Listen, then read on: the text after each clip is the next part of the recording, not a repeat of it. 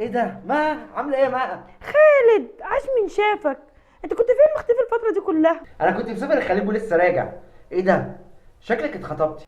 ايوه، من سنة. كل شيء اسمه ونصيب يا خالد. اه طبعا، ما حصلش نصيب ما بيننا عشان خاطر اهلك رفضوني عشان خاطر الماديات. الكلام ده من 5 سنين، يعني عدى عليه وقت طويل، واحنا اصلا ما فيش بينا حاجة.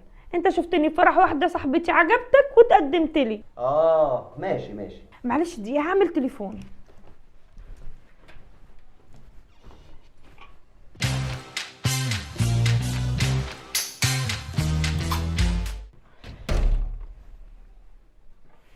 اسفة، معاك بقى، كمل. انت مستنيه حد؟ بصراحة كده خطيبي جاي كمان نص ساعة. وعلى كده بقى جبتوا الشقه وجاب لك شبكه؟ شقة ايجار جديد مؤقتا ودبلتين. واضح ان هو مستعد ماديا فعلا. عايز ايه يا خالد؟ بقولك خطيبي جاي كمان شوية، وبصراحة مش حلو انه يشوفك قاعد معايا. انا عندي شقتين تمليك غير العربيه اللي واقفه بره، ورصيدي كبير جدا في البنك. قصدك ايه؟ نتخطب يا مها. انت مجنون؟ بقولك مخطوبة وخطيبي جاي كمان شوية. ما تفسخي خطوبتك منه، انت مش اول حد يعمل كده. عشان اتخطب لك. اقعدي بس، رايحه فين؟ يبقى عندك شبكه واحلى شبكه، مش دبلتين.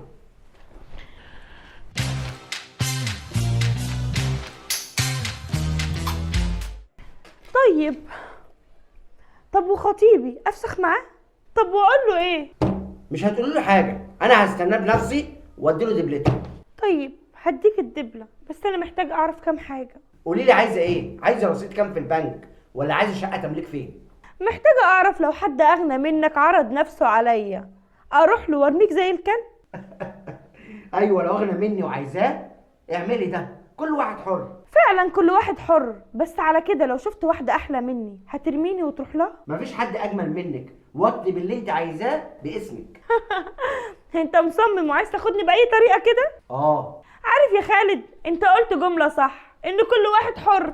بس المشكلة واللي انت ما تعرفوش، ان في حاجة اسمها الوعد بين اتنين، واللي لو صانوا بعض يفضل الوعد بينهم والوفاء والاخلاص. ودي حاجات انت ما تعرفش عنها اي حاجة. وانت بقى اللي هتعرفي، احنا بقالنا ربع ساعه قاعدين مع بعض من غير ما يكون خطيبك عارف. فاكر لما قمت اعمل مكالمة كانت مع خطيبي، وقلت له انك قاعد معايا وحكيت له عنك؟ احنا بنات ناس متربيين ونعرف الاصول. اهو بيرن، تحب ترد عليه؟ ايه يا حبيبي؟ ايوه، قاعده مستنياك.